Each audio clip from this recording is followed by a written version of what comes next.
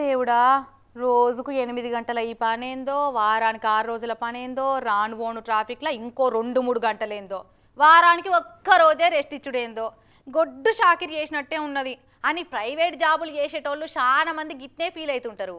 అయితే రోజుకు 8 గంటలు కాదు మినిమం 12 గంటలు చేయాలి. అసలు ఆదివారం సెలవు ఎందుకు? ఇంటికాడుండి ఏ మావులు చేస్తారు? బోర్ కొట్టదా అని ఉద్దర సలహా ఇచ్చిండు గీ సారు. పాపం సారు ఉద్దేశం మంచిదే కావచ్చు గాక కానీ నీకొక్కనికి ఇల్లు సంసారం పెండ్లాం పిల్లలు పట్టకుంటే అందరట్నే ఉండాలనా అని గట్టిగానే అరుచుకున్నారు వాళ్ళ చాలా మంది. ఈ LNT company chairman SN Subrahmanyam sir బురదల రాయేసినంత పని చేసింది కదా ఉన్నకాడు ఉండక వారానికి 90 గంటలు పనిచేయాలి అందరూ అని చెప్పి మొన్న ఒక ఇంటర్వ్యూలో మాట్లాడుకుంటే గిట్లా అన్నాడు. అంతకుముందు ఇన్ఫోసిస్ నారాయణమూర్తి సారేమో వారానికి 70 గంటలు పనిచేయాలి కంసే కమని అంటే ఈ సారేమో ఏకంగా 90 గంటలు పనిచేయాలని అంటుండు. అసలు ఆదివారం సెలవెందుకు? ఊకే ఇంటికాడ కూర్చొని ఏం మావులు చేస్తారు? పెన్లాం మొక్కాన్ని మొగడు మొగని మొక్కాన్ని పెన్లాం చూసుకుంటా కూర్చుంటే బోర్ కొట్టదా అని మాట్లాడిండు.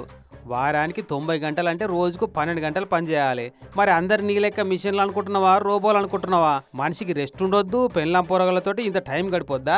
పైసలు సంపాదిస్తే చాలనా? గా చైనా జపాన్ వాళ్ళు గిట్టనే వారానికి 90 గంటలు పని చేస్తున్నారు. వాళ్ళ దేశాలు డెవలప్ అవుతున్నాయి మంచిగానే మస్తు పైసలు కమాయిస్తున్నారు. కానీ ఏం ఫాయిదా?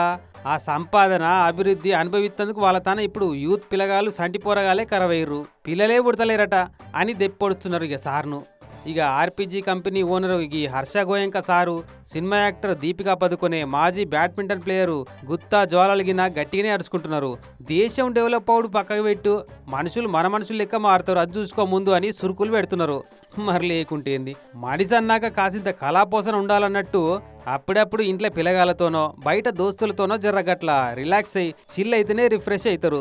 మళ్ళీ ఇంత హుషారు వస్తుంది అని ఈ సినిమా బిట్టును కూడా షేర్ చేస్తున్నారు కొంతమంది. కానీ ఎంతమంది ట్రోల్ చేసినా అన్నమాట కట్టుబడే ఉన్నట్టు సారు. నా ఉద్దేశం అది కాదు దేశం దబ్బున డెవలప్ కావాలని ఆయన కవరింగ్ చేస్తుండట.